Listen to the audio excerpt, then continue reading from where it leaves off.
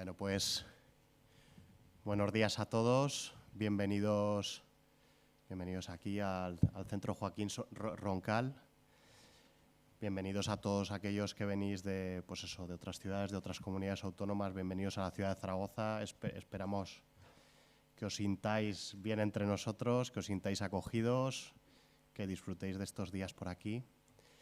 También un saludo para aquellas personas que nos están siguiendo vía telemática, ¿no? que también son unos cuantos, para que, bueno, esperemos que el contenido que ofrezcamos en estas jornadas sea bueno para todos.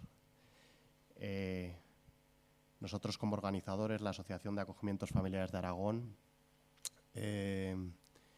hemos desarrollado estas segundas jornadas, ¿no? Ya el año pasado tuvimos unas jornadas sobre trauma infantil y este año, viendo las necesidades, ¿no? de las familias que componemos la asociación, creemos que las transiciones dentro del sistema de protección era un tema interesante para tratar. Es un tema interesante porque es un tema delicado. Muchas veces yo sé que las familias, los profesionales, los menores, es un momento clave, ¿no? Dentro de las distintas fases dentro del sistema de protección, y por ello creemos que había que desarrollar un programa en esta línea, ¿no? para hablar de toda esta temática. Por otro lado, estas jornadas coinciden, ¿no? Mañana 31 de mayo es el día del acogimiento familiar a nivel mundial, ¿no? El acogimiento familiar, que es un gran desconocido muchas veces fuera del entorno de los que estamos en torno a estos niños, ¿no? Y nosotros queremos comprometernos como asociación con la iniciativa que ha realizado ASEAF, la Asociación Estatal de Acogimiento Familiar. No sé si conocéis, pero un poco para difundir lo que es el acogimiento familiar, nosotros nos pintamos una cara sonriente en cada uno de estos 3 dedos y la difundimos en redes, ¿no? El día 31 de mayo para un poco hacer concienciación de lo que es acogimiento familiar. En este congreso también queremos colaborar con esa iniciativa. Ahí hemos dejado rotuladores aquí al lado del MUPI, y todos aquellos que queráis, podéis haceros una foto y colaborar con nosotros si así lo deseáis. El que lo desee, siempre de forma libre y sin ningún compromiso. Y bueno, ya no me extiendo más. Quiero presentar a los 2 profesionales, ¿no? que van a realizar las ponencias, ¿no? en esta mañana y a lo largo de estos días. Me han dicho que no quieren que lea su currículum, que es bastante extenso porque son personas que ya tienen una trayectoria y son referentes en su campo, ¿no? Ambos son psicólogos y por un lado tenemos a Alberto Rodríguez, por otro tenemos a Javier Mújica y a partir de aquí ya, si los recibimos con un aplauso y ya pueden empezar, ¿no?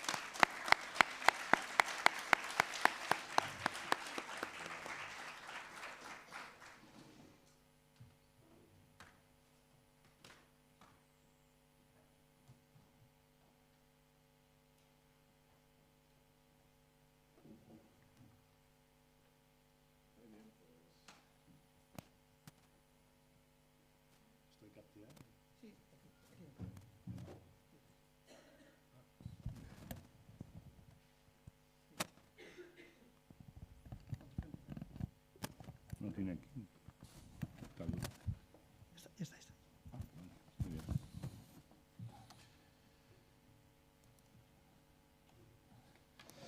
Muy bien, pues buenos días a todas y a todas. Es un inmenso placer el poder hacer esto, y no ya como profesional, sino como emérito de la profesión. Es mi primer acto una vez ya jubilado.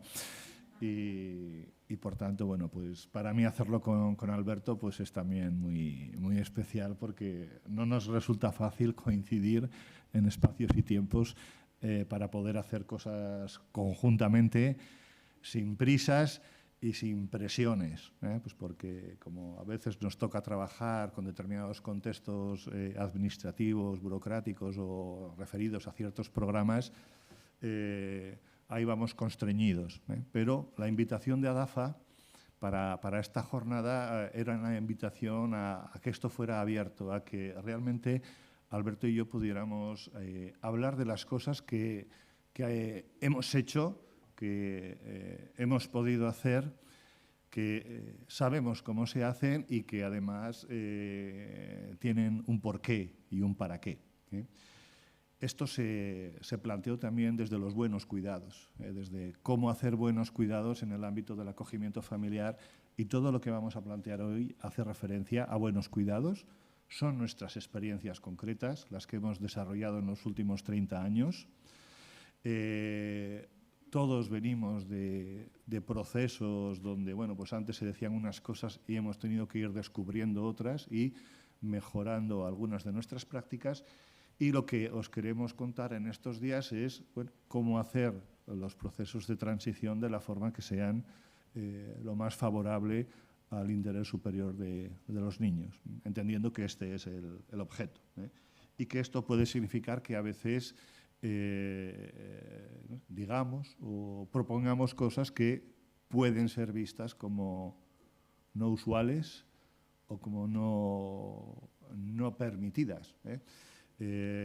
Alberto y yo nos hemos movido por toda España, por todas las esquinas de este país, y sabemos que hay prácticas completamente distintas y cosas que se hacen distintas y cosas distintas que se hacen que funcionan muy bien, pero que no nos enteramos entre todos, que no las compartimos, que no las damos a conocer. Y bueno, el objetivo de hoy también era precisamente el compartir esas cosas que nos van bien, que funcionan bien y que además facilitan y mejoran la vida de nuestros niños y niñas. Y sin más introducción, nos metemos en el tema. El concepto, que bueno, pues, todavía igual no es un concepto completamente asentado, pero que poco a poco va pudiendo tomar forma, es la idea de la transición como un ámbito de la protección donde cuidamos a las personas porque va a haber cambios de contexto vital importantes. Y los cambios de contexto vital sabemos que son generadores de dolor y de sufrimiento. Es inevitable. Es decir, quien piense que se puede hacer una transición en un proceso donde tiene que haber protección porque han pasado cosas graves y, por tanto, hay que hacer ahí procesos a veces de separación, a veces de llamar la atención ante determinadas situaciones, bueno, pues tenemos que pensar que eso sin dolor no existe. Quien hable de transición sin dolor no se está acercando a la realidad. A nadie nos gustan los cambios y menos los cambios cuando además estamos sufriendo determinadas condiciones de vida.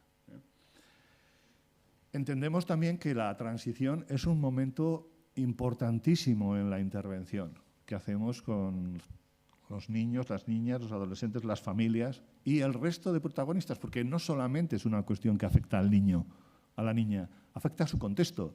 Y desde un buen concepto sistémico sabemos que si tocamos el entorno, tocamos al individuo, porque el individuo está en ese contexto. Y el cómo se hace una transición puede ser también determinante o bastante indicador de cómo va a ser la intervención posterior. Si queremos que haya una buena vinculación, si queremos que haya una reparación, si queremos que haya un buen proceso de abordaje de experiencias graves, adversas, de experiencias traumáticas, la transición que se haga también influye. Influye en cómo se va a producir eso o en cómo eso no se va a producir. Depende de cómo lo hagamos, podemos facilitarlo o no. Nosotros entendemos que la transición es una actividad técnica. Tenemos que hacer transiciones porque en las situaciones donde estamos se hacen transiciones y a veces transiciones no tan deseadas o sentidas o vividas como apropiadas. Pero las transiciones se pueden hacer, se deben de hacer y hay que hacerlas de un cierto modo para que sean lo menos cruentas posibles. Bueno, como objetivo técnico de lo que vamos a plantear, lo que hacemos, hay unos fundamentos teórico-prácticos bien asentados. Es decir, lo que decimos no son ocurrencias. Ya hay evidencias científicas basadas en teorías, en conocimientos ya muy asentados que hablan de modos de entender determinadas cosas que hace 40 años no existían en la protección de menores, pero hoy sí. Hoy ya sabemos de apego, hoy ya sabemos de resiliencia, hoy sabemos de traumatización, hoy sabemos de neurociencias, hoy sabemos de muchas técnicas, estrategias para trabajar los diferentes procesos. Los conocemos, los hemos ido aprendiendo y los hemos ido incorporando, y de eso nos vamos a valer. También hay que organizar estrategias adecuadas, estrategias planificadas en tiempo, en cantidad, en tipos de presencias, en modos de intervenir con las diferentes partes. Y a lo largo de estos 2 días vamos también a orientar algunos casos prácticos que se quieran plantear. Porque yo en esta primera parte, hasta que me levanten la tarjeta, tocaré fundamentalmente aspectos más básicos, más fundamentales, más de los fundamentos que nos impulsan o que nos ayudan a poder plantear formas de hacer, y Alberto va a continuar ya con unas situaciones concretas, donde bueno, pues, la transición la planteamos hacer de tal o cual manera. Y ya con estrategias, con metodología y con bueno, pues, recetas mucho más concretas. Los contenidos los tenéis en el programa, no me voy a dar ellos, los iremos a lo largo de los 2 días, iremos haciendo referencias a ellos. Como siempre, lo queremos todo y en poco tiempo. Esta cantidad de contenidos, desarrollarlo en plenitud, nos llevaría posiblemente varias semanas. Entonces, priorizaremos sobre algunos contenidos más sobre otros, y algunos contenidos también habrá que darlos por entendidos y comprendidos o como referenciados para quien desee continuar. Los materiales que aquí se presentan luego los vais a tener a vuestra disposición a través de la organización. Esta ficha, a modo mental, nos puede servir de referencia para casos prácticos que queráis comentar o que queráis que se puedan, pues tener un poquito de estructura de cómo informar el caso para poder ver de qué manera proceder. En los casos que queráis proponer, que era uno de los objetivos también de esta jornada, ¿no? Que pudiera haber aspecto práctico. En cuanto a, ya metiéndonos en qué es una transición y qué objetivos perseguimos con una transición, pues claramente, primer objetivo, buscamos minimizar los efectos dolorosos y de sufrimiento que los cambios de contexto vital producen en los procesos de protección. Los procesos de protección implican cambios y son cambios de contexto importante. Hay que también, entendemos que el objetivo de una transición es informar adecuadamente sobre los aspectos concretos que implican los procesos de cambio de contexto vital que se van a producir, ¿no? Y hacerlo de una forma y con unas condiciones donde los niños, niñas y adolescentes se enteren y de alguna manera comprendan qué es lo que va a pasar. Y aquí habrá que adecuarse a la edad. ¿Se puede explicar a un bebé lo que va a pasar? Sí. Se puede coger a un bebé y contarle una historia y explicarle que se le va a cambiar de sitio, que le van a cuidar a otras personas, que va a pasar mal ese proceso de cambio porque se va a sentir extraño.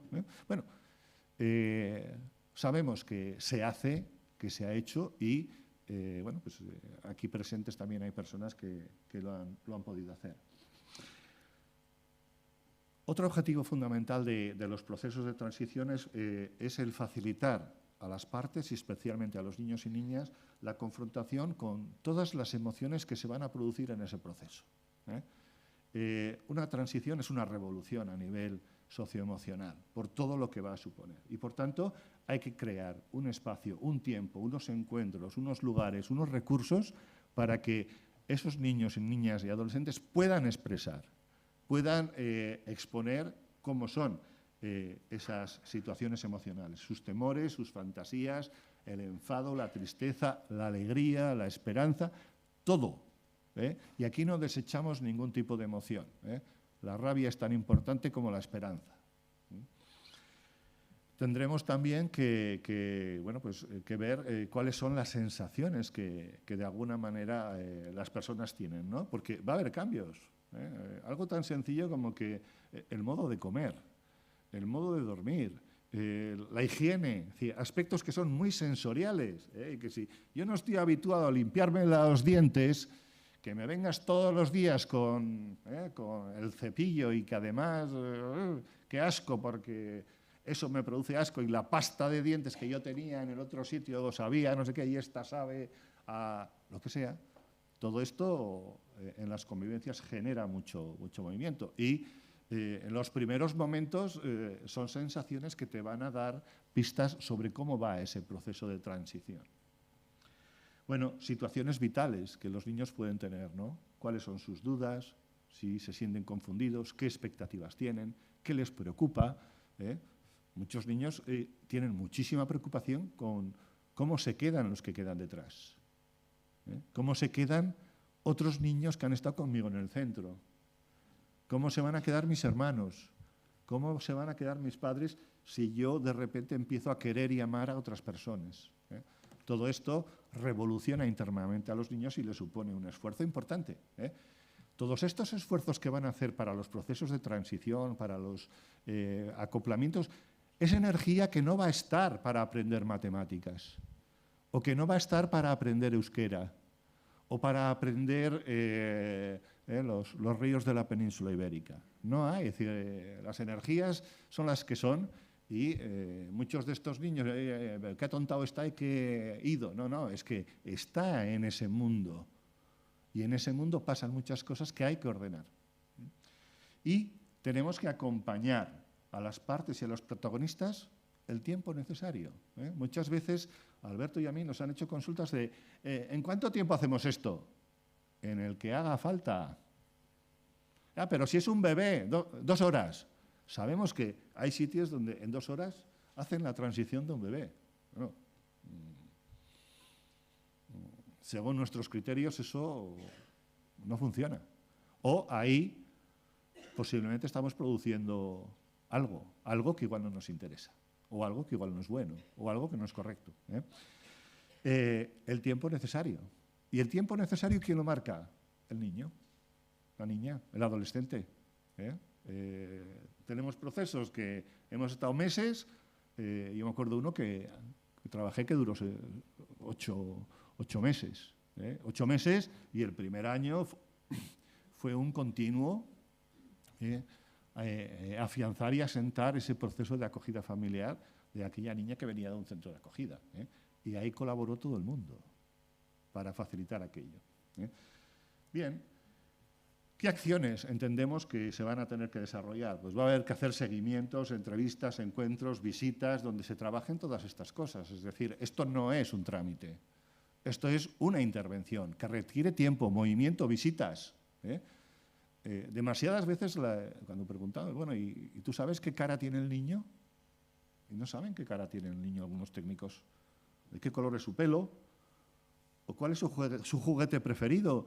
¿O qué comida es la que más le gusta? Es decir, todo esto, conocerlo, saberlo, para poder estar ahí presente y tener presencia técnica y presencia de acompañamiento, requiere estar.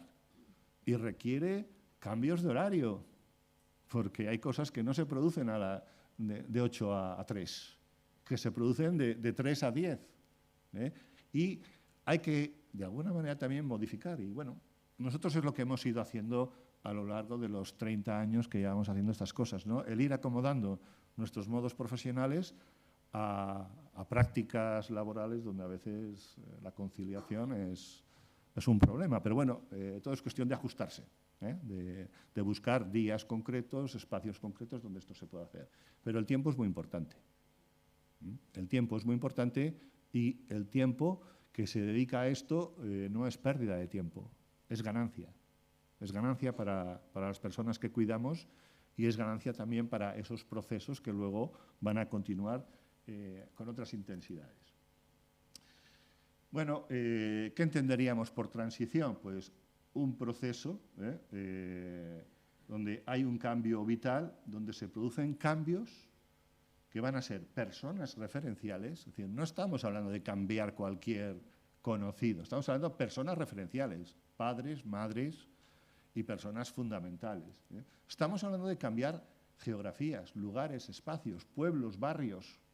Estamos hablando de modificación en un sinfín de hábitos, de costumbres, normas, sensaciones, sensaciones que van desde los olores que me gustan, a los sabores a los que estoy habituado, a los sonidos que hacen eco en mi cabeza. Todo esto son cambios y cualquiera que haga un cambio de sitio lo va a percibir. Hablamos de un proceso que conlleva tiempo y planificación, es decir, la transición no es un trámite, es un proceso que empieza en el momento en el que el caso empieza a trabajarse. Va a estar tanto tiempo aquí porque tiene luego que hacer todo esto para afianzar no sé qué. Un chico que se va a emancipar con 18 no se empieza a los 17 años y 9 meses. Una emancipación igual hay que empezar a trabajar aspectos a los 15, aspectos que tienen que ver con hábitos, cosas que necesitas aprender a hacer, personas con las que tienes que reconectar.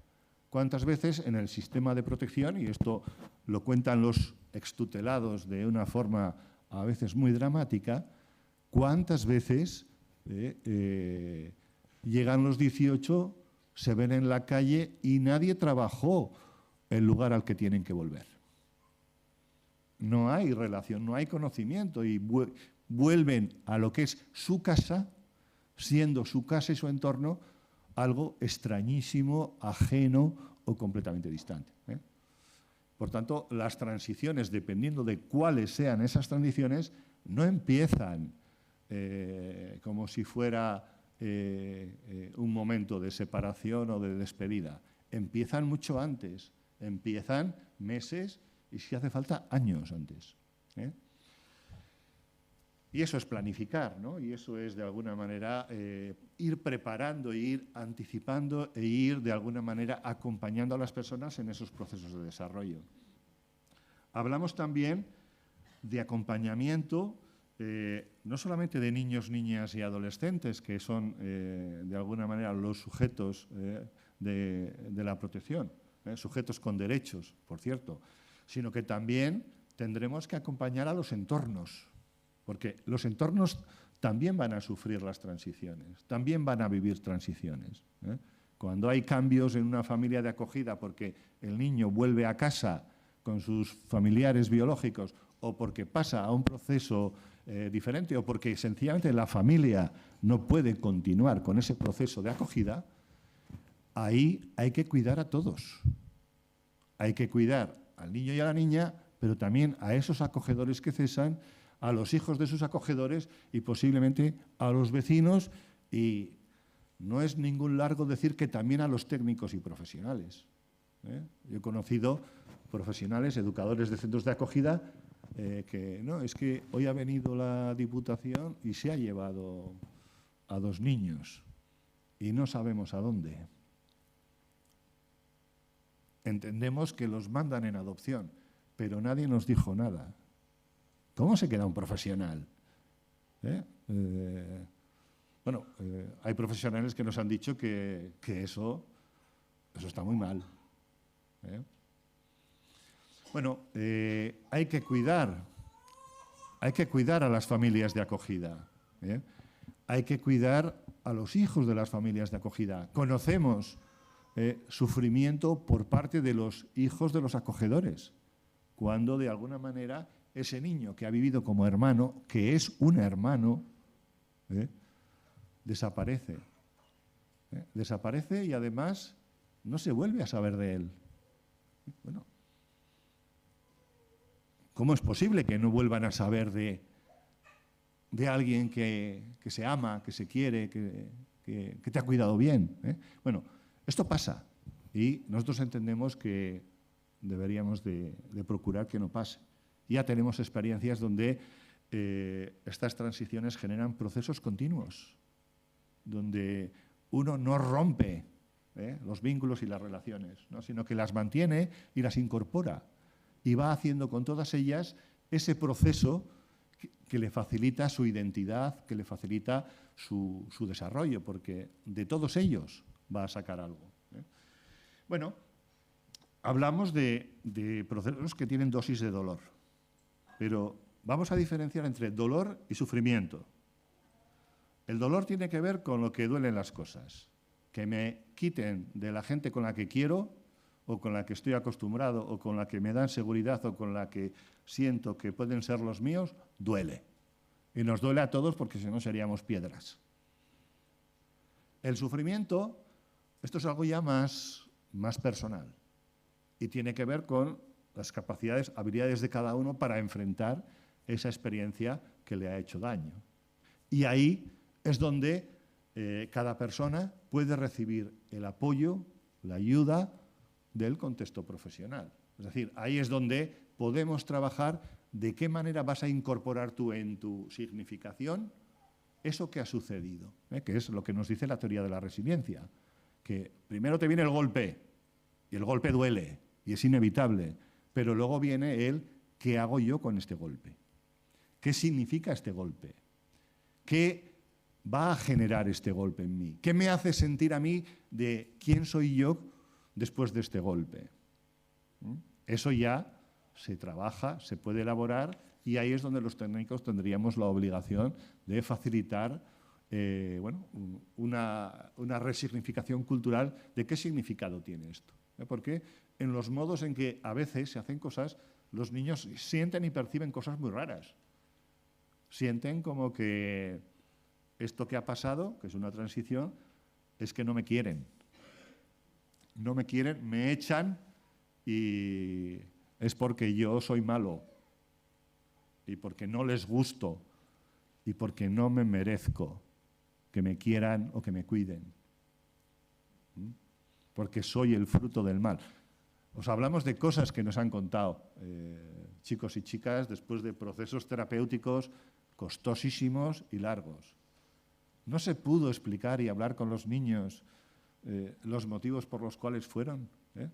Bueno, se hacen, o a veces se hacen notificaciones que son actos administrativos, pero que no son procesos de información real, donde el niño comprende la trascendencia de lo que va a suceder. Bueno, hablamos de algo que va a influir el curso del desarrollo de la intervención futura. Una buena transición facilita un buen proceso de integración. Sabemos que es así y de alguna manera eso tiene unas condiciones.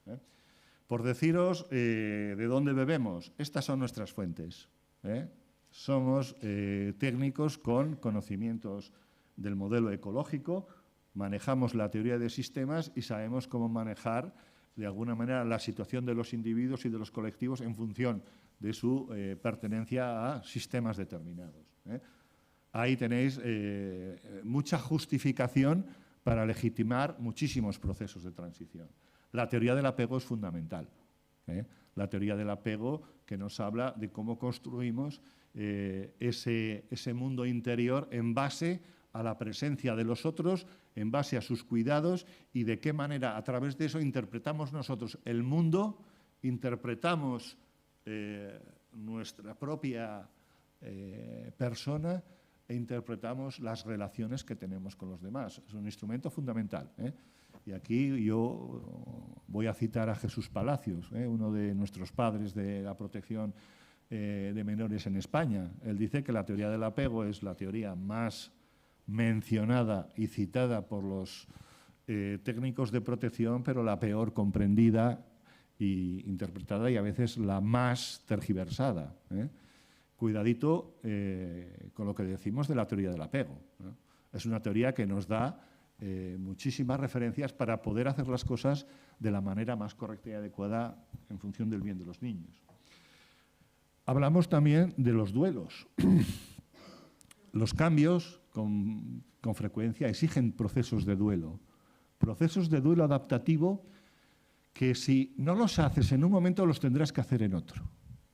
Y los que tengas que hacer en otro momento van a ser peores, porque van a ser más desconcertantes, porque van a ser más incomprendidos, porque van a ser menos legitimados y menos permitidos.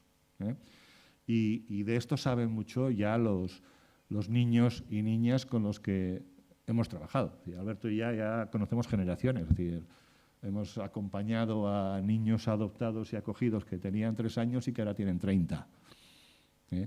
Y les hemos visto crecer y les hemos tenido que ayudar en momentos de crisis concretos, conocemos sus argumentos.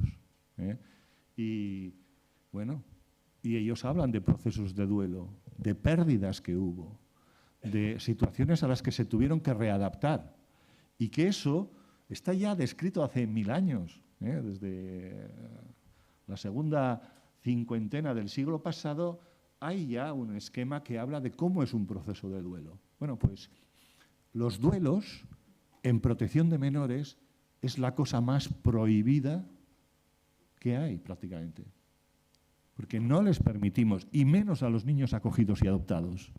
¿De qué te quejas si tienes una suerte inmensa porque te ha tocado una familia maravillosa, estupendísima? ¿Qué más podías tú desear? Esto es lo que les dice todo el mundo. Se ilegitiman los duelos. Ahí tenéis este otro, bueno, yo lo voy a llamar padre de la protección porque es uno de nuestros referentes, el David Brodsky, este psicólogo americano que además resulta que también debe ser como padrastro adoptivo y más cosas de esas. Él tiene una descripción perfecta de cómo a los niños en el sistema de adopción, en concreto, no se les permite elaborar los duelos adaptativos. Y eso sabemos que luego en la adolescencia tiene consecuencias gravísimas, que las vemos. ¿Y por qué de repente un niño que está estupendamente con su familia a los 14 empieza a consumir, se va con mangantes, huye de casa, deja de estudiar? ¿Qué ha pasado ahí? No es un milagro. Ahí ha pasado algo que tiene que ver con cosas que sucedieron anteriormente y que posiblemente no se trabajaron. Niños muy disociados. Bueno, aquello de la parentalidad compartida, lo de madre solo hay una es el chiste de Jaimito, pero no es la realidad de las experiencias que nosotros vivimos y practicamos. Funciones parentales, en el caso de los niños de protección, están repartidas por un sinfín de personas y, por tanto, si son funciones parentales, deberían de estar lo mejor conjuntadas posibles, ¿no? Aunque esto de la coparentalidad habría que posiblemente seguir debatiendo mucho. El modelo de integración de los niños acogidos y adoptados, ¿no? Que es un modelo bastante desconocido, donde muchas veces se interpretan las cosas al revés. Nosotros manejamos desde hace muchos años la teoría de Ninster y Westermann sobre la integración, donde nos explica de qué manera se integran los niños, ¿no? Y de cómo esa primera fase adaptativa, que es sobreadaptativa, porque no es adaptativa, se convierte en una transferencia conflictiva de todos los problemas no resueltos del pasado y de un poner a prueba a las familias al punto de reventarlas. ¿Y cuántos acogimientos no duran los 2 años? Porque sencillamente nadie comprendió que aquello no era más que una fase de integración. Es decir, primero el niño te tiene que traer todos los demonios para que tú los pongas en orden. Y no te los va a traer con una conferencia, te los va a traer con todas sus conductas. Y tú las tienes que contener. Pero ha habido una sobremalinterpretación del significado de esto. Si el niño se porta mal después de haber estado adaptativamente, lo que llamaban aquello la luna de miel, ¿no? la pedrastia mental de nuestros adultos, ¿no? En los procesos de acogida no hay lunas de miel. Lo que hay son procesos adaptativos de esto de qué va, a ver qué voy y aquí qué saco yo. Y entonces luego empiezo a ver y pongo todo esto a prueba. Y poner a prueba significa porque si esto aguanta me fío, si no aguanta no vale. Funcionan así. Y luego encima vienen las regresiones. Viene ese niño que se sabía hacer no sé qué, que era la joyita del centro de acogida, porque sabía fregar, sabía cambiar pañales y no sé qué, de repente empieza a hablar como un bebé. Bueno, todo eso significa que ese proceso de integración va estupendamente, va bien. No es que esté fallando nada ni nadie, pero estas teorías aquí no se han... Bueno, nosotros las hemos difundido ya por activa y por pasiva, pero se sigue interpretando las cosas de los procesos de integración al revés. Nosotros hablamos también del modelo de la resiliencia, porque entendemos que un proceso de protección tiene que ser resiliente y una transición tiene que ser resiliente. Y para que sea resiliente tiene que fundamentarse en cómo son los procesos de resiliencia y aportar todos esos ingredientes de continuidad, estabilidad, seguridad, narrativa, capacidad. El tema del trauma y la disociación son dos teorías fundamentales para comprender a nuestros niños y saber por dónde van y para poder comprender qué significan sus reacciones.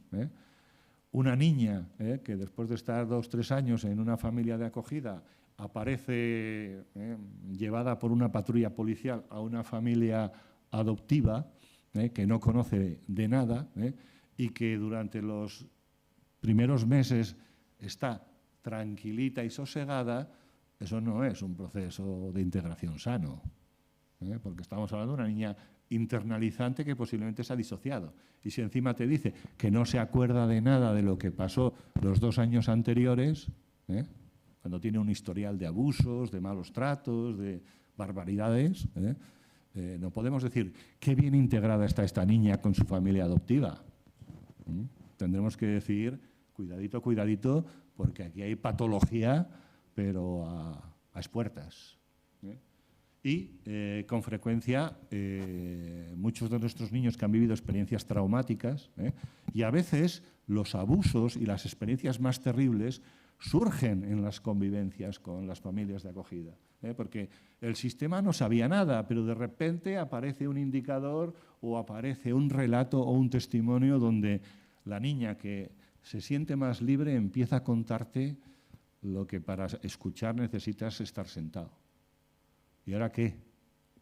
¿Y ahora qué hacemos? ¿No? Bueno, vale. Como veis, hay muchas teorías que sustentan lo que nosotros proponemos. Y en todas ellas nos vamos a basar, no las vamos a repasar porque esto es motivo para un máster. Entonces, quien haga un máster se empapará de estas teorías porque en todos los másters de protección esto se trabaja ya. Ya si empezamos a hablar de las neurociencias nos tiraríamos otros 3 días, pero hay de alguna manera conceptualizaciones impresionantemente útiles y productivas para el trabajo que tenemos que hacer con los niños y también para los procesos de transición. De los vínculos ya he comentado algo, no vamos a profundizar en la teoría del apego porque entendemos que es conocida, pero los procesos de apego que se hayan producido y vayamos a hacer transición, los tenemos que tener muy en cuenta a la hora de cómo proceder en los procesos de transición y a la hora de a quién vamos a implicar. A quién tenemos que implicar, con quién tenemos que contar para que eso produzca efectos adecuados. ¿Por qué? Porque el apego en el ser humano, que es esa tendencia a buscar en el otro aquello que necesita para satisfacerse y de alguna manera desarrollarse, esto para los niños es fundamental. Y esto para los niños especialmente pequeños, menores de 3 e incluso de 6 años, es determinante. Es decir, el cómo construyen, de qué manera y con quién, esto es algo que hay que tener muy en cuenta a la hora de pensar en una posible transición. De cómo, cuándo y si sí o si no.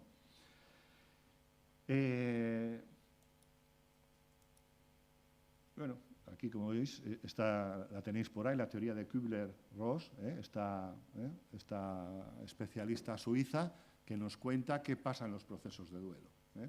Pues vamos a vivir muchos procesos de duelo en los procesos de transición.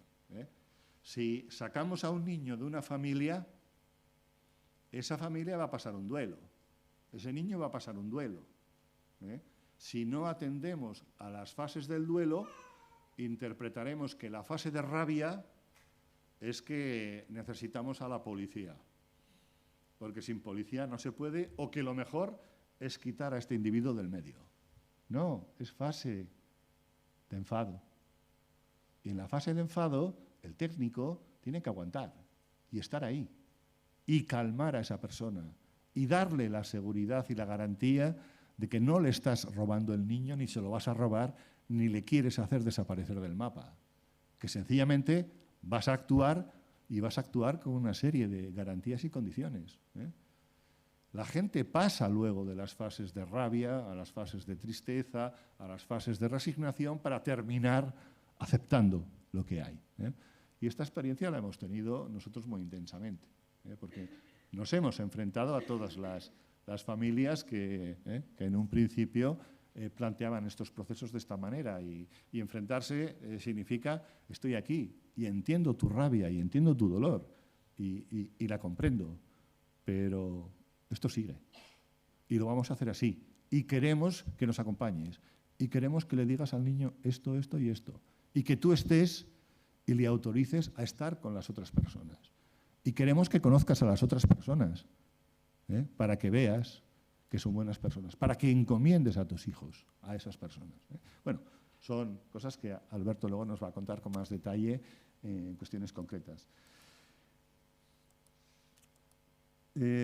Una frase que para nosotros fue muy determinante hace ya más de 20 años, cuando estuvimos conociendo los servicios de acogimiento y protección de Berlín, fue la frase de Cornelia Dietrich, una educadora social, ¿no?, que decía, bueno, esto que tenéis ahí en alemán, que más o menos significa que los niños no quieren que les busquemos padres y madres nuevos, ya tienen los suyos. Lo que habitualmente quieren es que los suyos sean de una manera nueva, diferente y buena. Esto, en algunos casos, es posible y en otros casos igual no es tan posible, pero sea lo que sea, nos da un punto de partida importante, en el sentido de qué valor y qué relevancia tiene para los niños su familia. Y por tanto, si queremos cuidar al niño, igual también hay que cuidar a la familia. Bueno, esta frase a nosotros nos ayudó mucho. Bueno, ya lo teníamos incorporado, el trabajo con la familia biológica, para el proceso de preparación, pero claro, es decir, los niños, cuando apareces a decirle: oye, que te vamos a mandar a una familia de acogida o vas a ser adoptado por tal o cual persona, gracia no les hace. Y se les encienden todas las alarmas. Y esto pasa cuando trabajamos estos procesos. Entonces, bueno, entendemos que las medidas de protección, que ya sabemos que generan casos de todo tipo, suelen generar cambios que no son en principio deseados. A los niños no les hace gracia, no esperan que de repente tú les mandes a otro pueblo, a otra ciudad, con otra gente, a vivir con pijos. ¿Qué es eso de ir a vivir con pijos o con payos o con gente que no es de mi etnia o mi religión? No les hace gracia el tener que enfrentarse a nuevos escenarios, porque ya están sobreviviendo los suyos como para encima a los nuevos, ¿no? Y en los nuevos, además, con todas las desventajas, ¿no? Quieren que en sus casas haya mejores condiciones, ¿no? Y los cambios perturban más cuanto peores son las condiciones. Es decir, a peor condición que tienen los niños, más diferencia va a haber con ese nuevo contexto. En un contexto de negligencia, maltrato, falta de cariño y no sé qué, el cambio a una familia de acogida amorosa es un viaje sideral, de diferencias, de cambios, de modos de vida. Generan miedo, generan incertidumbre, inseguridad, confusión, angustia, ansiedad. Y bueno, es inevitable que tengamos que decir que cuando hacemos esas cosas hay dolor y sufrimiento. Y quien pretenda hacer esto sin dolor y sufrimiento no está en el principio realidad. Ahora, como va a haber dolor y va a haber sufrimiento, lo tendremos que hacer de la manera más exquisita, respetuosa, correcta y y sanitaria. Y eso es un poco el reto profesional que tenemos. Porque para los niños, y esto lo decían también los padres de la protección, es un mazazo cuando les dicen te voy a llevar a tal sitio. En la formación, ¿cómo andamos de tiempo? ¿Cuánto? Ah, vale. En la formación de acogedores y de adoptantes, me imagino que conocéis la técnica de la fantasía guiada.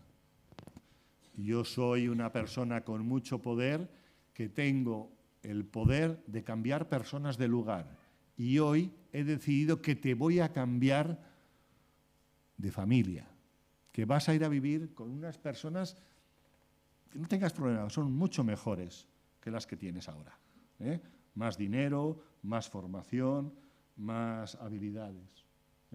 Y además te voy a cambiar de sitio, de ciudad, de pueblo, de país. Vas a cambiar de lengua. Y eso que estás estudiando, no, olvídate. Te voy a poner a estudiar una profesión que realmente va a funcionar, porque con esta vas a tener un estatus inmejorable, pero con esto otro que te gusta o que haces, no.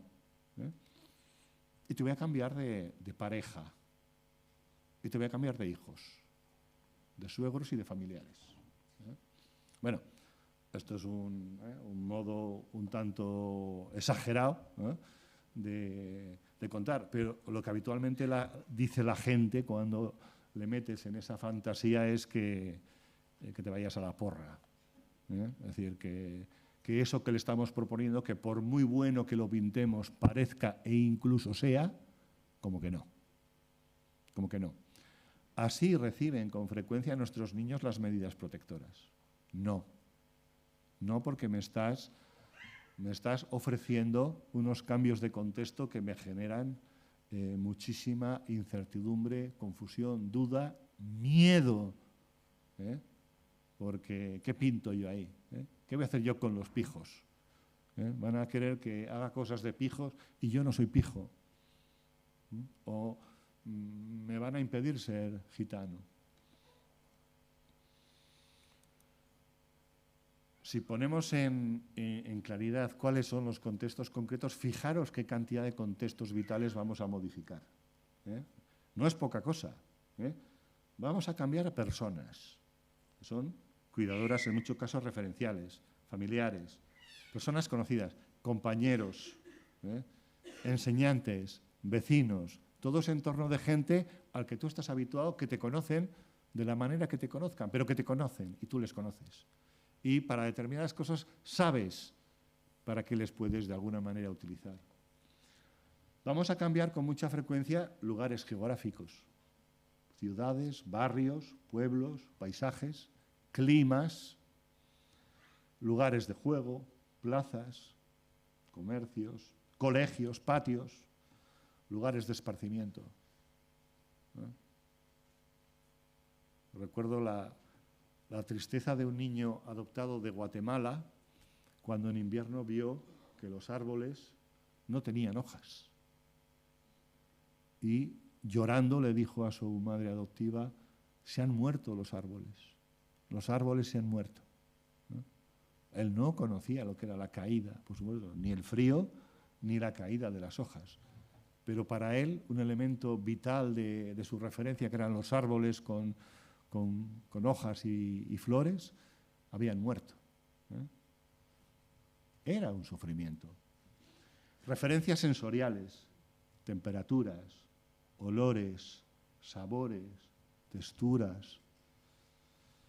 Los dolores son diferentes, porque el dolor que te haces en la calle no es el dolor que te haces en un lugar pijo. Sonidos, ruidos, alarmas, indicios de peligro, los riesgos y todas esas sensaciones que de alguna manera he tenido en mi ambiente dejan de estar o son otros que no conozco. Normas, reglas, prohibiciones. Yo que he tenido que sobrevivir en una familia negligente y estoy acostumbrado a comer chuches, lo que me dé la gana a la hora que quiera y lo cojo donde yo quiera, de repente me meten a una familia de pijos donde se come a unas horas y encima hay que comer verduras, hay que comer pescado, y además se come sentado en una mesa y con unos aparatos que ¿cómo se agarran? Tenedor, cuchillo, cuchara, y luego que en la mesa hay que limpiarse la boca. Bueno, imaginaros, esto suena gracioso, pero pensad que estáis comiendo en un sitio donde no conocéis las costumbres. No sé, como si tuviéramos que comer todos de una olla con la mano, posiblemente nos resultaría difícil. Hay reglas que cambian. En determinados contextos mentir es bueno.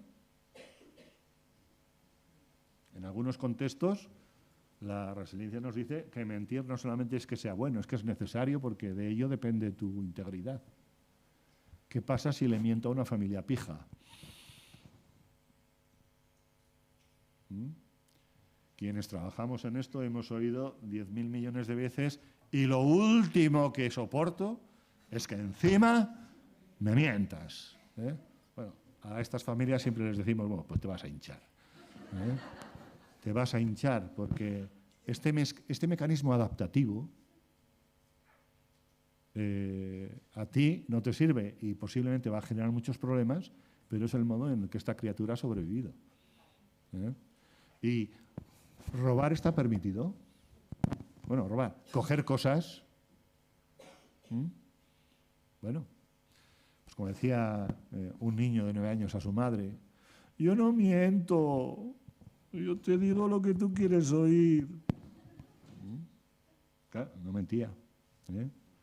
Él entendía que lo mejor para que todo fuera bien era que la otra escuchara lo que quería. ¿Has hecho los deberes? Sí. ¿Te has portado bien? Sí. ¿Has hecho la cama? Sí. ¿Has ordenado tus juguetes? Sí. ¿Has merendado todo lo que te he puesto? Sí. ¿Te has comido la manzana? Sí. Y luego, pues igual el 90% de las cosas no era tal cual. Bueno, esto no es un pecado, esto no es una falta, un error de los niños.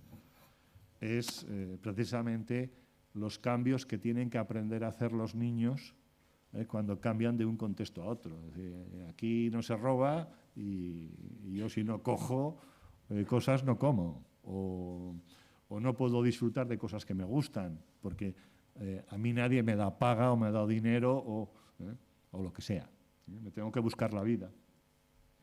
Bueno, hemos dicho 2 cositas tontas, pero en una familia hay 10.000 hábitos, normas, reglas. Lo de bueno, saludar al llegar, lo de besar. ¿Qué es eso de que cuando llego tengo que besar a todo el mundo? ¿No? Es decir, esto de que me besen, que no. Y cosas de ese tipo, ¿no? Son hábitos y costumbres que son costosos, pero que para las familias son muy importantes porque son rituales de convivencia, y les cuesta comprender por qué el niño no hace eso que es tan bueno, o qué es lo correcto, o qué es lo que está bien hecho. Bueno, cambios dolorosos a los que se van a terminar adaptando tras un desgaste y una inversión importante de energía. No son gratis efectos energéticos. Es decir, el niño que tiene que aprender a convivir en un contexto distinto tiene que dedicar un montón de energía que no la va a dedicar a otras cosas. La energía de los niños no es infinita. En la cabeza de los niños no cabe todo. Hay veces que no les caben cosas y no le cabe eso que me están recordando todos los días 20 veces. Bueno, ¿qué factores influyen en el mayor o menor impacto de los cambios de contexto? Pues básicamente las experiencias iniciales, ¿no? Que sean experiencias acumulativas de abandono, de sufrimiento y de adversidad. A más sufrimiento, a más adversidad, tenemos ahí más factores que van a torpedear o entorpecer o que vamos a tener que tener en cuenta a la hora de generar un proceso de transición en condiciones. La edad de los cambios. No es lo mismo una edad que otra. El primer año de vida de un bebé no es como un año de vida en un adolescente. Primero porque no suceden las mismas cosas. Y segundo, porque hay procesos de desarrollo que están vinculados a unas edades y no a otras. ¿Puede un proceso de transición no tener esto en cuenta? La importancia que puede tener para un niño en estos momentos que está construyendo ¿qué? Bueno, entendemos que eso tiene que ser casi sagrado, respetar esos procesos y de qué manera, ¿no? Por eso nos escucharéis decir que la transición de un bebé puede durar meses. Meses. Cuando yo empecé en esto, decíamos que no pasaba nada, que tú cogías el paquete, lo entregabas y ya está. Y que ahí no sucedía nada. Bueno, estudiar, aprender, conocer y experimentar nos ha dicho que tururú, que ahí pasan cosas y pasan cosas muy importantes. Y lo que pasa el primer año de vida pueden ser cosas para toda la vida. Por tanto, ya la ley nos dice que del 0 a 3 con pinzas las cosas, y nos marca plazos y nos marca la cantidad de veces que nos lo saltamos por el arco de un triunfo y que eso no se respeta. En España sucede en demasía, y algún día esto nos lo van a recriminar.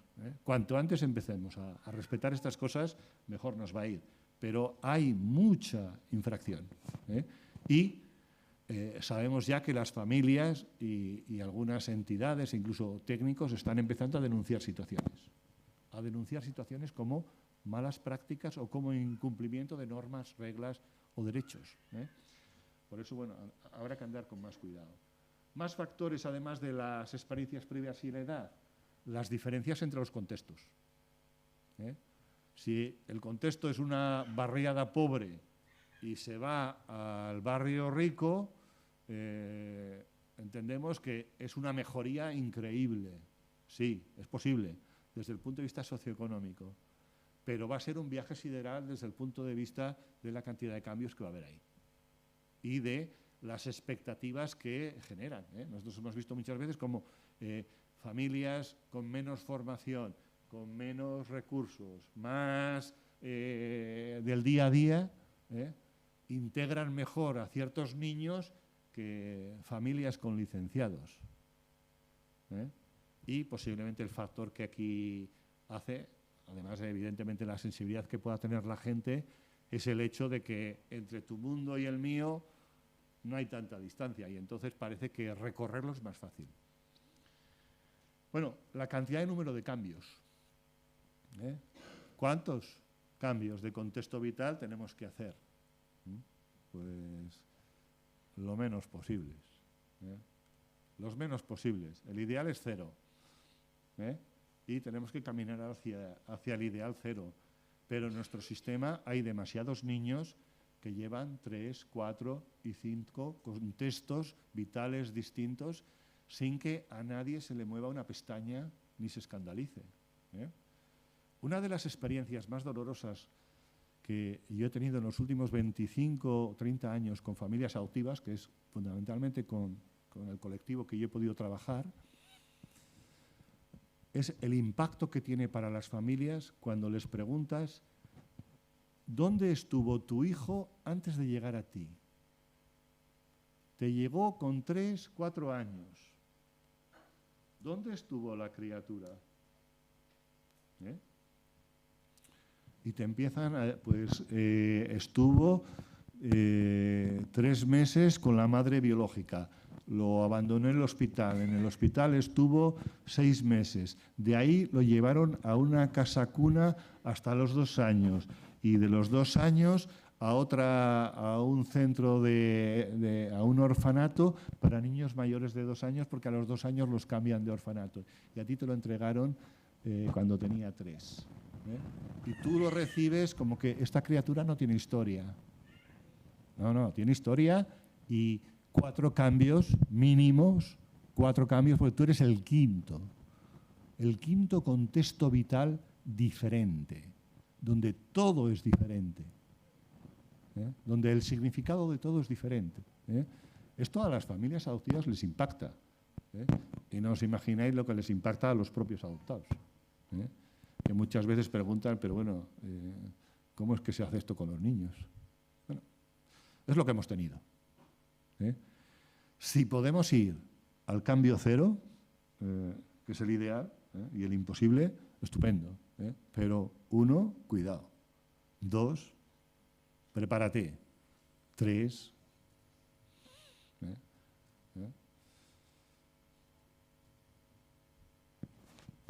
un compañero, amigo nuestro, habla de las prótesis de rodillas, hechas por traumatólogos de primera. Pero ¿cuántas veces nos dejaríamos cambiar las prótesis de una rodilla? Si la rodilla que tenemos funciona bien. Si yo tengo una rodilla que funciona bien, ¿para qué me la vas a cambiar? Bueno, a veces en protección pasan cosas de ese tipo, ¿no? Cosas que están bien, de repente se interrumpen porque se supone que hay un proceso, no sabemos qué. Y tenéis que saber que en España todo esto ya se está poniendo en cuestión. Ya hay comunidades autónomas legislando de maneras distintas y diciendo cosas que antes eran un escándalo oírlas. Pero hoy te dicen tranquilamente, este niño se queda adoptado por esta familia de acogida, sin que haya ningún problema legal. Pero bueno, esto será lo que veamos en los próximos 5 o 10 años posiblemente. Las fronteras han cambiado en el ámbito de la protección en los últimos años. Esto fue uno de los alegatos del doctor Jesús Palacios en noviembre, cuando habló de cómo el sistema de protección también está transitando y está cambiando sus límites, sus fronteras, sus normas, sus creencias y sus pensamientos. Nosotros nos asociamos a esa corriente. Bueno, ¿cómo reaccionan los niños ante los cambios, ¿no? Pues bueno, el mazazo a sus expectativas lo hemos comentado, el miedo a nuevos fracasos. Todo esto es muy antiguo, ¿eh? Esto es una ficha que tiene más de 30 años, que yo la he conocido de cuando Pere Amorós y compañía nos dio las primeras formaciones en las primeras oleadas de técnicos que empezábamos a trabajar en protección, ¿no? Y ya se hablaba de eso, ¿no? De el mazazo a las expectativas. A un niño lo vas a cambiar de no sé qué, pero lo que está esperando es que su mamá le cuide mejor. Y quiere quedarse en su escuela, y quiere estar con sus amigos y en su barrio, y quiere seguir cantando flamenco porque es lo que más le gusta. Miedo e incertidumbre. Miedo a nuevos fracasos. Si aquí me ha ido mal, con lo nuevo que va a pasar. Y miedo al reproche de los suyos. Si yo me voy con estos otros señores y me empiezan a tratar bien y les quiero y me gusta, ¿luego qué hago? Porque el día que se entere mi madre que llamo mamá a mi acogedora, ¿qué hago en las visitas? ¿Qué le digo? ¿Cómo lo digo? Todos estos conflictos de lealtades divididas para los niños son terribles. Porque como mi madre se entere que yo doy besos a esta señora y a este señor, porque les quiero, me van a tachar de la lista, van a dejar de quererme, porque no se puede querer a dos familias. Entonces, el pensamiento de muchos niños, ¿no? Y si hacemos las cosas de determinada manera, sin consultar, sin contar, sin explicar, sin pedir permiso, entonces muchas veces los niños quedan atados por lealtad y siguen siendo leales a los suyos estando en una familia diferente. Y uno puede ser leal a su familia estando con una familia de acogida. Y puede ser leal a la familia de acogida con la que convivió estando con su familia adoptiva. Y además, cuidadito y no hables mucho de los otros o no menciones nada porque no es legítimo, no es correcto, no está bien y eso significa que no nos quieres y que esto está fracasando.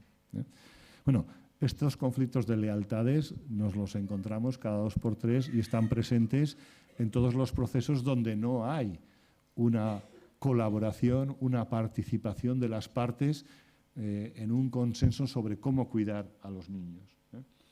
El miedo a ser desleales y a traicionar a los suyos. Para muchos niños es importante. Y esto en la adolescencia hace saltar por los aires a un montón de acogimientos y de adopciones. Adopciones hechas donde los niños siguen conectados a sus orígenes, sin que nadie haya hecho procesos de transición respecto de qué puentes podemos establecer entre los dos mundos de referencia.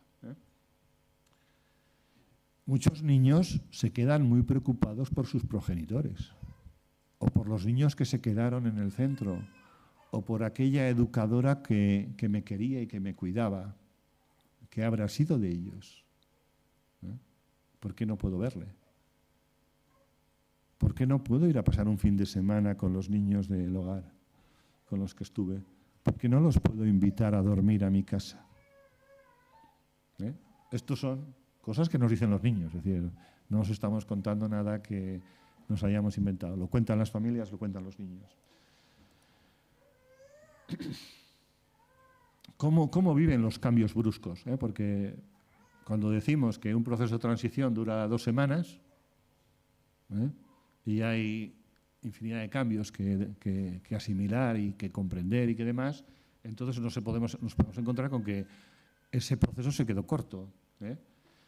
Y cuando no se hacen procesos en condiciones, los niños viven los cambios como abandonos, no los viven como medidas administrativas legítimas, correctas y jurídicamente impecables, los viven como abandonos.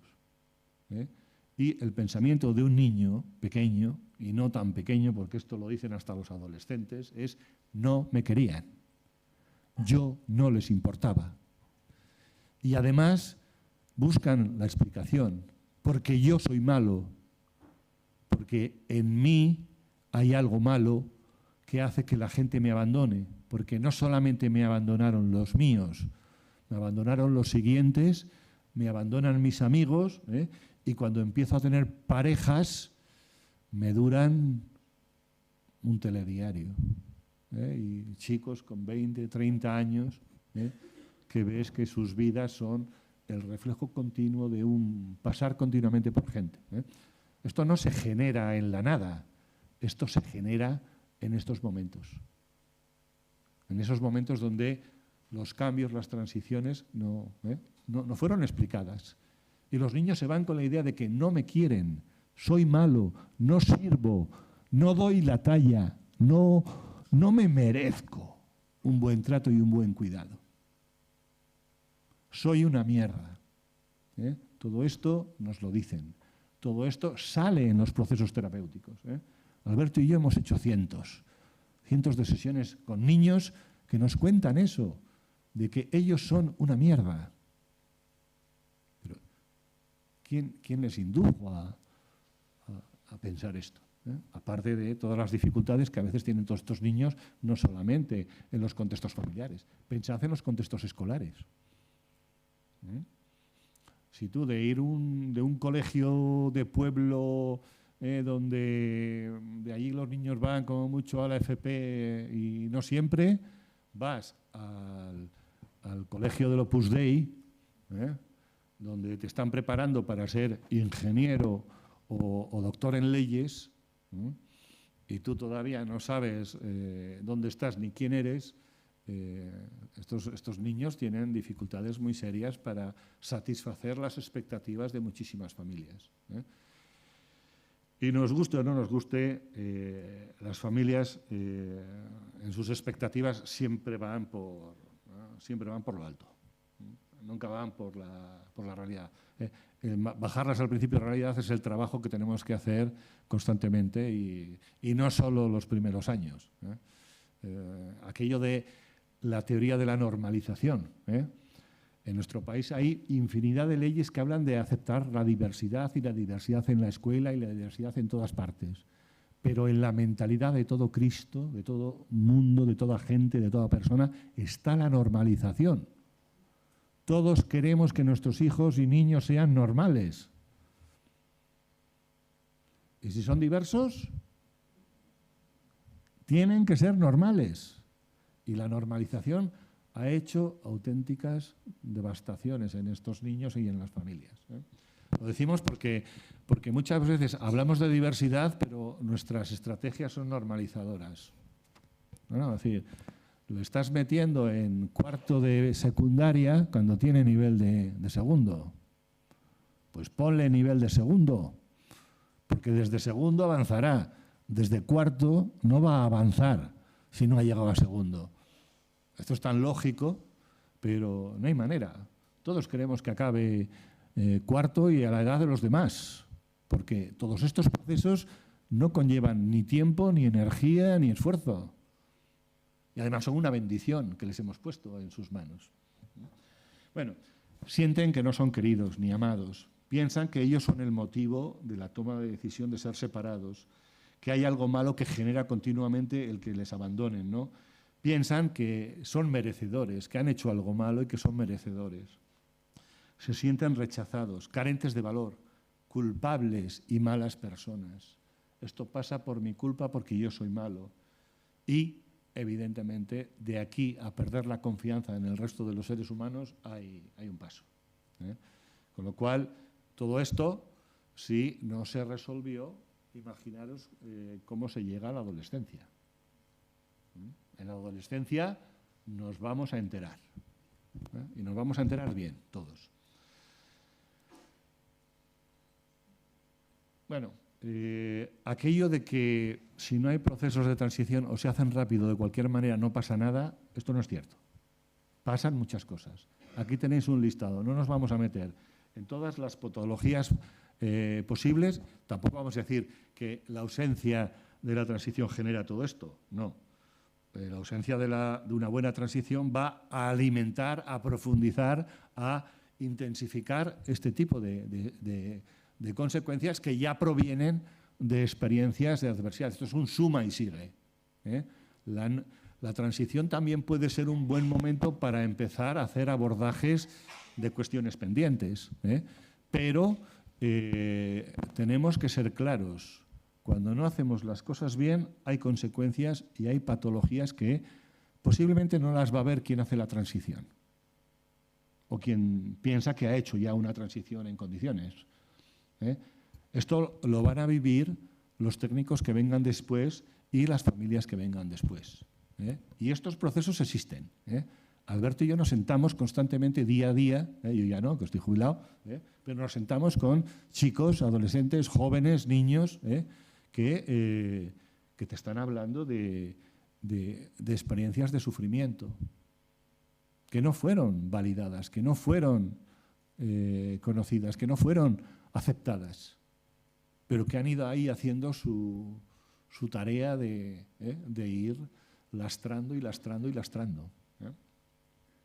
Por tanto, un buen proceso de transición también ayuda a poder retomar todos los daños, todas las secuelas, todos los perjuicios que de alguna manera tuvo el niño en su vida anterior. La transición tiene que facilitar eso. Primero, el que nos demos cuenta de que eso pase y no le digamos a quien viene después, el niño está estupendamente, no pasa nada. La cantidad de familias adoptivas que se sienten engañadas por el sistema es muy alta. Porque me dijeron que el niño estaba perfectamente, que no pasaba nada. Hoy que no pasa nada. Haces un recorrido y aquí ha pasado lo que ha pasado. No, pero me dijeron que eso no pasa nada. Y hemos visto escritos de la administración, de equipos psicosociales, donde se interpretan patologías como procesos adaptativos. Bueno, esto es de denunciar. Esto atenta contra la deontología profesional. Es decir, no podemos ser tan insolventes desde el punto de vista de lo que es una protección. Nuestros niños, y cada vez más porque los que nos llegan son los más dañados, tienen daño. No miremos para otro lado. Tienen daño, mucho daño, y quien se haga cargo de ellos tiene que asumir el daño y ponerse así, a remangarse bien las manos porque vas a tener una vida bien movidita. Lo saben las familias de acogida, lo saben las familias adoptivas, que ya están organizadas, que ya tienen sus espacios y sus foros y sus referencias. ¿Cómo voy de tiempo? Vale. Bueno, media hora, ¿no? Sí, con todo no voy a acabar ahora, pero bueno, ya nos iremos acoplando para buscar. Las víctimas de toda esta situación somos todos, no solamente los niños. No solamente los niños van a sufrir las consecuencias, lo van a sufrir las familias. Las familias biológicas, cuando no se hacen bien las cosas, vas a tener unos petardos pendientes. Si las haces bien, puedes tener colaboradores y gente que participa en que el proceso vaya bien. De esto os va a hablar Alberto en unos minutos. ¿Cómo incorporar? Aunque esté en contra, aunque no quiera, aunque le parezca mal. Hay modos. Y los técnicos tenemos que enfrentarnos a esos modos y hacer esos modos para que estos procesos para la familia no sean una hecatombe. Porque si lo es para la familia, lo será para el niño.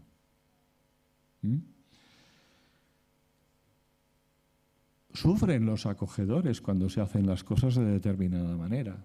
Acusadores que nos hablan de estrategias técnicas muy erráticas con respecto a cómo hacer con los niños, cómo hacer con las familias. Todavía en España hay sitios donde las familias de acogida no conocen a los familiares de los niños. Y como que es la norma. Bueno, nosotros eso no lo entendemos. No solamente no lo entendemos, ni además pensamos que pueda ser legal. ¿Cómo que yo no sé con quién está mi hijo, del cual tengo la tutela, aunque me hayan retirado, o del cual tengo, perdón, la patria potestad, aunque me hayan retirado la tutela? ¿Cómo que no? Bueno, en cuanto la gente empiece a mover abogados y haya abogados con conocimiento de estas cosas, que ya los hay, vamos a ver cómo llegan sentencias donde a la administración se le dice: ¿y usted por qué no generó un régimen de visitas? ¿O por qué apartó a esta persona? ¿O por qué estos niños no conocen a su madre biológica? ¿Por qué no la han visto nunca? Cosas de esas. Afecta al sistema. ¿Queremos fomentar el acogimiento, la adopción, generando este tipo de situaciones? Van a salir corriendo. Van a salir corriendo. Cuando a una familia de acogida o a una familia adoptiva se le confronta con una situación de esta, olvidaros de repetir. Te hago la transición, no sé qué. Uno de los trabajos que yo estuve haciendo para el equipo de acogimiento durante muchos años era el trabajar con las familias de urgencia cuando cesaban, en el tiempo correspondiente, cesaban la intervención, y dedicábamos unos meses a ese proceso de duelo. No te puedes enfrentar a otro, y luego otro, y luego otro, porque hay familias que revientan. Nuestro psiquismo no lo permite todo. Hay que cuidar a esas personas. ¿Para qué? Para que hagan una buena acogida y sobre todo para que el acoger no se convierta en una experiencia patológica, sino que sea algo que deje el buen sabor que suele dejar cuando se hace bien. Sufrimos los técnicos. ¿A cuántos técnicos nos han violentado pidiéndonos hacer cosas con las que no estamos de acuerdo, o que sabemos que generan cierto nivel de daño o de sufrimiento? ¿Cuántos técnicos huyen de la protección de menores? Es un escándalo lo que está pasando en España. Y tiene mucho que ver con cómo hacemos las cosas. Porque también sabemos que allá donde las experiencias son de otro tipo, los técnicos se quedan, los técnicos sienten su carrera profesional como algo útil, se sienten respetados y sienten que están cumpliendo con su función, y con su función desde un punto de vista también deontológico. Pero la huida de técnicos en el ámbito de la protección de menores, y especialmente en los acogimientos familiares, es para que nuestras autoridades se lo piensen. ¿Qué está pasando? Nosotros entendemos que tiene mucho que ver con las dificultades que tiene el acogimiento familiar y la adopción como técnicas de protección. Son medidas complejas que requieren recursos, tiempo, dedicación y que no son actividades administrativas exclusivamente, sino que son intervenciones que afectan a personas. Y hay técnicos que terminan huyendo de situaciones donde no puedo más. Y hay familias que terminan huyendo de situaciones donde dicen yo no acojo más a un niño para que se vaya de esta manera. O para sencillamente no saber qué ha sido de él. Cuando ya la ley dice que tenemos, que los acogedores tienen derecho a visita. La ley lo dice, pero no lo articula nadie. Bueno, no voy a poner no sé, dramáticos. Bueno, errores que muchas veces nos encontramos. Antes os he hablado de la fantasía guiada, ¿no? La fantasía guiada es un recordatorio de que esto no es un caramelo. Los procesos de transición no son caramelos. Se pueden hacer bien, se pueden hacer correctamente, se pueden hacer éticamente impecables y administrativamente también, pero no son un caramelo. Aquí tenéis eso, parte de la fantasía guiada que se utiliza en la formación de acogedores y adoptantes. No sé si se sigue usando. Sí, ¿no? ¿Vale? Bueno, no es ni más ni menos que te pongas en la tesitura de lo que le hacemos a un niño. Tú para allá. ¿Por qué? Porque yo tengo ese poder. Porque está bien hecho. El niño sí, está maltratado, tiene no sé qué, pero para él lo normal son las cosas que vive. Ayudarle a cambiar es un proceso que conlleva para el niño mucho, mucho, mucho esfuerzo. Bueno, antes lo hemos dicho, esto lo dice Jesús Palacios, no lo digo yo, que no soy de semejante categoría o nivel, pero la teoría del apego es de las teorías más mencionadas y peor interpretadas. Esto lo dice él en una de sus conferencias y lo ha repetido en varias ocasiones, ¿no? Se nos llena la boca con el apego y hacemos con el apego mermelada, por no decir otra cosa. Se manejan muy mal los tiempos, las edades, la duración de los procesos, el cómo se hacen los procesos de apego, no se están haciendo bien y además es que no están respetando las normas. Cuando decimos 6 meses para un acogimiento de urgencia, son 6 meses. Pero resolver el tema no es en 6 meses, igual hay que hacerlo en 2. Los 6 meses es el tope. Nada te impide resolverlo en 2. Sobre todo si sabes que este niño tiene que ir en una adopción, por ejemplo. No le vas a tener 3 años con la familia de urgencias, cambiando los acogimientos de modalidad para respetar la ley, pero saltándote de alguna manera lo que es un proyecto de intervención. Y, bueno, los tiempos son importantes porque el primer año de vida es un año para toda la vida. Desde el punto de vista de la construcción de las estructuras fundamentales a nivel psíquico. Tenemos que saber que el cerebro emocional madura a los 18 meses de vida. Luego se va acomodando, luego se va alimentando de otras realidades, pero a los 18 meses de vida, sin capacidad para pensar, hablar, defendernos y poner una instancia en el Tribunal Superior de Justicia, ya tenemos el modo en que los seres humanos sentimos la rabia, sentimos el miedo, e interpretamos los entornos emocionales de una manera o de otro. Esto nos lo han confirmado las neurociencias. Las neurociencias nos están diciendo que construir nuestro sistema emocional en determinados contextos y cambiarlos de cualquier manera, cuidadito. Por eso los tiempos son fundamentales. El significado de las conductas que hay en los procesos de apego. Interpretar que un niño callado que no dice nada está consintiendo Esto es no tener la más mínima idea de que es una teoría del apego, o de por qué ese niño se ha callado, o por qué ese niño cuando vuelve la acogedora a recogerle de la guardería le recibe a puñetazos.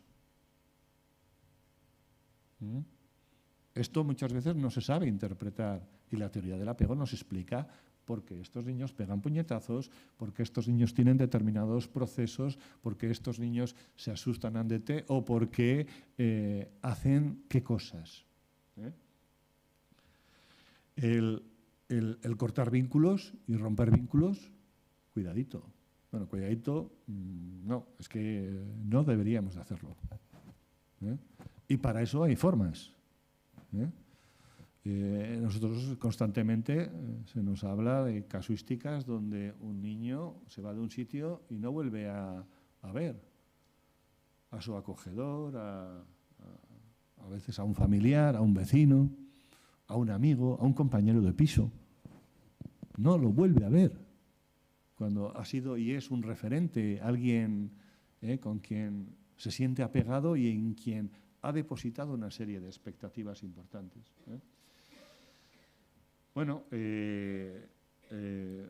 la teoría del apego pues muchas veces se interpreta como apego bueno, apego malo, apego fuerte, apego no sé qué. No te apegues mucho por si acaso, que luego se tiene que ir. Bueno, unas tonterías a estas alturas. Así no funciona el apego. El apego consiste en que si yo tengo a alguien en mis brazos y le cuido 2 veces, me vuelvo loco, pero loco de amor y de cariño hacia ese ser humano. Que nadie me pida que no le quiera mucho, le tengo que querer con locura. Y si le tengo que dejar, le voy a dejar con dolor y le va a doler. Lo tendré que hacer ¿de qué manera? ¿Con qué cuidado, no? Bueno, ayer una acogedora nos hablaba de cómo estuvo meses para hacer el proceso de transición de un bebé. Meses. Es decir, que mis brazos donde se calma, te lo paso a los tuyos para que aprenda a calmarse y estamos así pegadas 2 minutos para que vea que formamos parte de la misma realidad. Pero no lo entrego como un paquete en 2 horas. A mí me han dicho en Asturias que los niños se entregan en 1 hora, en un toma y quédatelo. Esto es terrorífico para los niños y doloroso para las personas que lo hacen. Y los técnicos que se ven obligados a acompañar estas cosas no duran 1 año. Lo decimos nosotros, que hemos visto pasar a cuántos. Y eso que somos cuidadosos, no. Lo siguiente de buenísimos compañeros a la hora de cuidar a nuestros compañeros. Porque como no cuidemos a nuestros compañeros tienen que vivir escenas y situaciones que se le caen los pantalones a cualquiera. Entonces, no, cuidemos a la gente. Y aquello de no te apegues mucho, no. No se puede uno no apegar mucho. El apego es lo que es. Y se establece en el momento que hay buen trato y buen cuidado. Y hay una respuesta sensible a lo que esa criatura necesita. Ahí se genera el apego. Y eso es lo que queremos que haya apegos. Pero si vamos a hacer transiciones entre apegos, los apegos no se tienen por qué quitar del medio. Un apego ayuda al otro. No se va a pegar mejor con este porque quite del medio a este. Esto lo hemos oído, lo he oído yo que no esté mucho porque luego le coge cariño y cuando vengan los nuevos no va a tener cariño para el otro. No, cuando vengan los nuevos y lo haces así, lo que estás provocando es el estupor de la criatura, que no entiende nada de qué ha pasado. ¿Y se enteran? Por supuesto que se enteran. A estas alturas, ¿quién se atreve a decir que los bebés no se enteran? No saben decirte cabrón qué haces. Pero se enteran de que ahí ha pasado algo que asusta, algo que aterroriza y algo que su cerebro emocional va a registrar como cuidadico. ¿5 minutos? Muy bien. Vale. Bueno, otro error muy habitual es el mantener la cultura del incógnito, el que una parte no sepa de la otra. Bueno, esto es propio de hace 40 años, pero ya no. Y en la era de Internet la gente se conoce de cualquier manera. Y esto de que yo prohíbo que tú conozcas a no sé quién, esto es absurdo, porque te lo vas a encontrar donde sea, en el tranvía, en el metro y en el autobús o paseando por el barrio. Es imposible. Es decir, garantizar el incógnito es la mayor pérdida de tiempo que podemos hacer en nuestra tarea. El incógnito no vale para nada a estas alturas. Y además no es correcto. Si los niños tienen derecho a saber, tienen derecho a saber. Y el derecho a saber implica saber. Y por tanto, nada de que no sepas por qué, o dónde, o cómo, o de qué manera. Nuestro sistema tiene que abandonar las culturas del incógnito, pero todavía están muy presentes y entorpecen de manera importante. La idea del dolor y del sufrimiento. Quien diga que aquí no va a haber dolor, que se olvide. Entonces, esta es una de las exigencias que hemos tenido Alberto y yo durante años y años y años de las familias adoptivas y de las familias acogidas. Es decir, yo no le quiero hacer daño al niño, pero le tengo que contar su historia. A ver,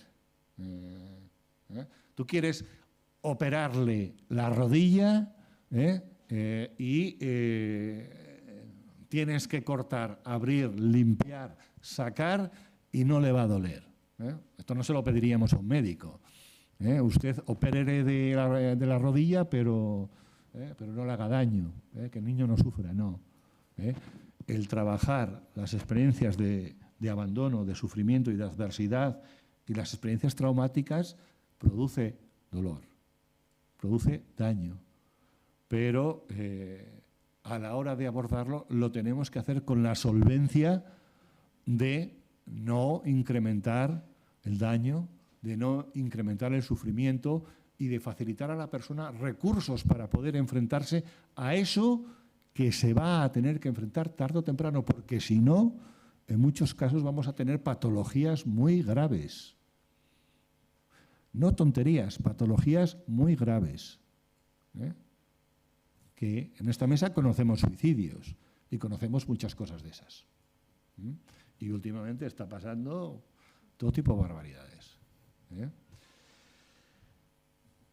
Hay dolor, hay sufrimiento, tenemos que ponernos al frente de abordar ese dolor y ese sufrimiento con solvencia técnica, con conocimiento y sabiendo cómo hacer eso. Y no podemos ir pensando que vamos a hacer este tipo de cosas sin que la gente sufra. No, va a haber sufrimiento y hay que estar ahí y hay que dar la cara. Y la familia te va a llorar. Y la familia te va a insultar en algún momento. Y la familia va a amenazarte. Y van a pasar cosas. Bueno, no estamos diciendo que hay que poner la vida en riesgo.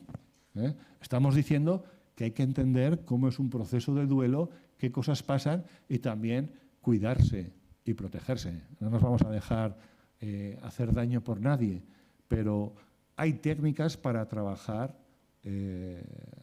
las experiencias de sufrimiento de las personas.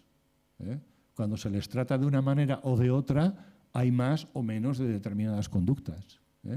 Entiendo que te puedas enfadar porque esto rompe lo que tú quieres y va contra tus intereses, pero es la decisión que han tomado las autoridades y ahora tenemos que proceder a hacer esto. Lo queremos hacer contigo, no contra ti. Tú puedes participar. Queremos que participes y tu hijo te va a seguir necesitando.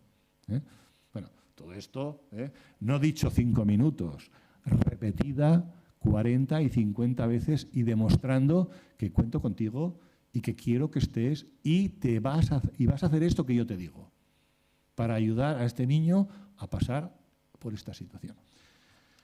Bueno, más errores. La rigidez de los procedimientos administrativos.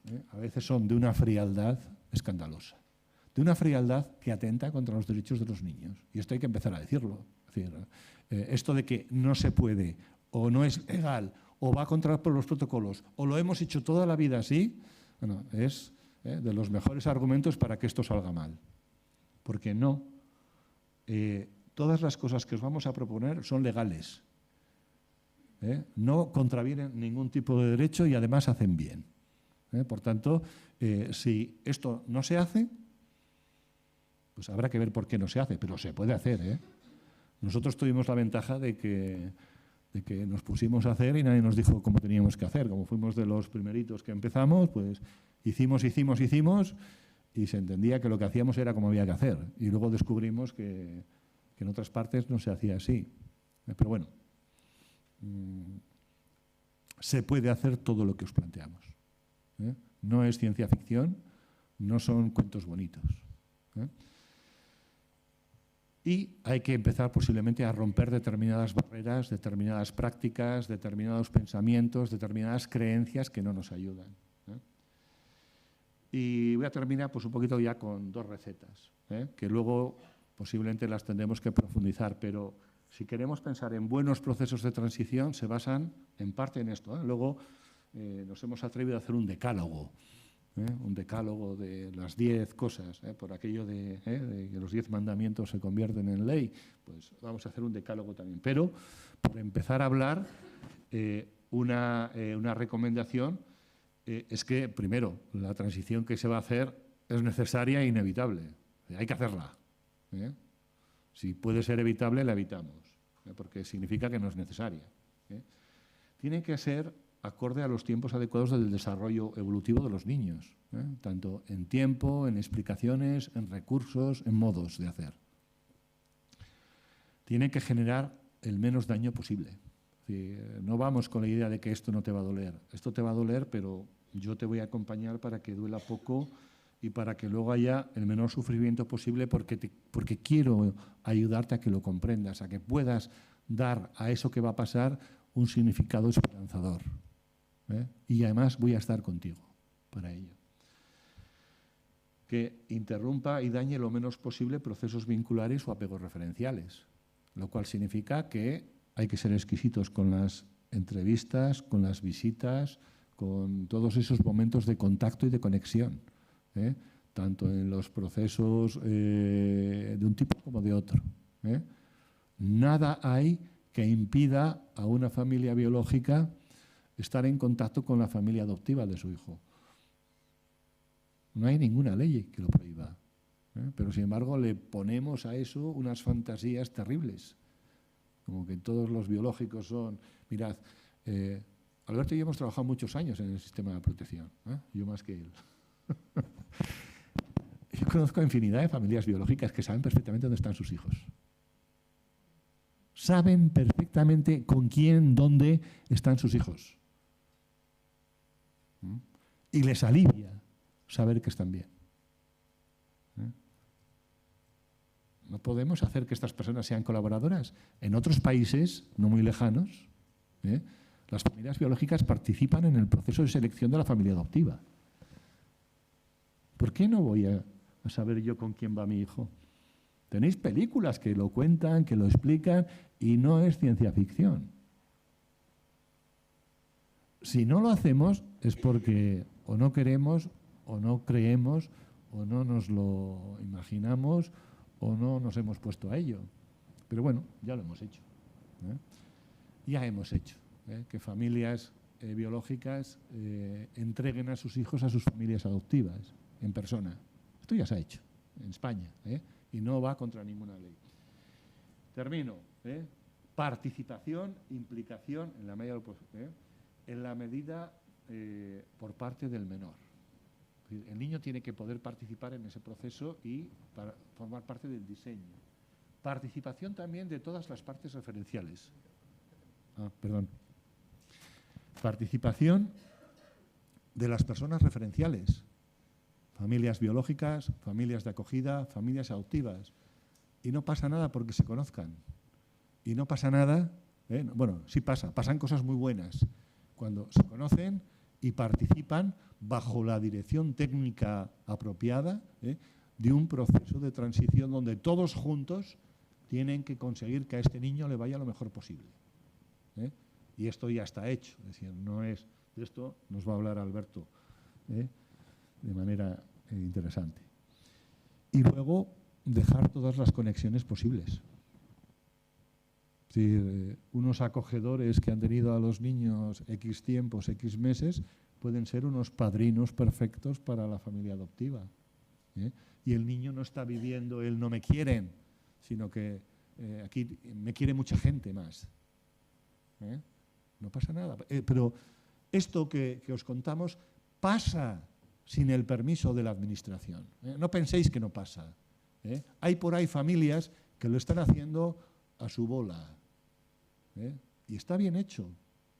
¿Qué pasa si además de que está bien hecho, lo fomentamos, lo promocionamos, lo gestionamos y hacemos que sea así? Para los niños es bueno. Y bueno, dejo aquí que me he pasado el tiempo.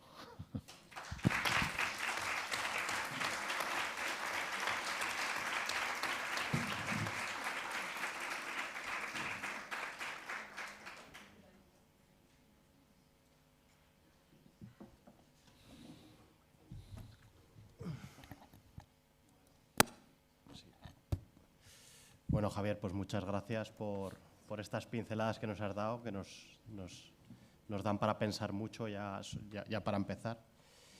Ahora vamos a tener un café, unos 20 minutitos para, bueno, pues para tener un tiempo. No te entiendo, Elena. Bueno, pues ¿alguna pregunta antes del café? ¿Tenéis alguna pregunta para Javier?